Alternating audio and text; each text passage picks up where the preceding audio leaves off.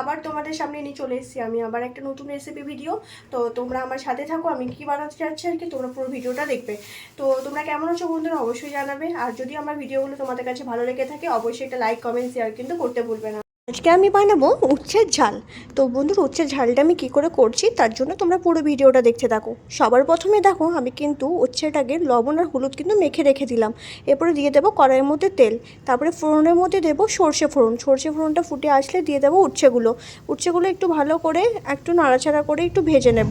ঢাকা দিয়ে সেদ্ধ হতে দেবো কিছুক্ষণের জন্য। তার মধ্যে দেখো মশলা আমি একটা রেডি করছি, সেটা হচ্ছে সর্ষে, লবণ আর হলুদ। সর্ষে কিন্তু শুধু বাটলে তো ভালো লাগে না, তাই দেখো লবণ আর হলুদ দিয়ে কিন্তু বেটে নিলাম। এরপরে উচ্ছেটা একটু নাড়াচাড়া করে নেব। আবার এর মধ্যে দিয়ে দেবো কুচনো কটা আলুগুলোও দেখো সেম কিন্তু আমি ওভাবেই কেটে নিয়েছি বন্ধুরা, সরু সরু করে। এর মধ্যে একটু আলু দিলে ভালো লাগবে না, হলে ওই জন্য আমি আলু দিয়েছি। তোমরা যদি আলু খেতে না চাও তাহলে শুধু উচ্ছে দিয়েও করতে পারো।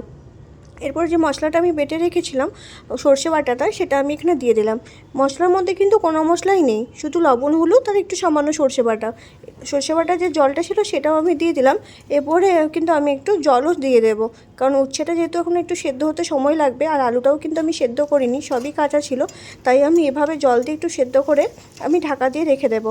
তারপরে দিয়ে দেবো অল্প একটু মিষ্টি। সব রান্না একটু মিষ্টি না দিলে মনে হয় ভালো হচ্ছে না। তো দেখো বন্ধুরা আমার রেসিপিটা কেমন হয়েছে। আমার ভিডিও যদি তোমাদের ভালো লেগে থাকে তাহলে অবশ্যই কিন্তু একটা লাইক করতে ভুলবে না। তো আজকের মতো আমি এখানে শেষ করলাম। তো তোমরা ভালো থেকো, সুস্থ থেকো, টাটা বন্ধুরা।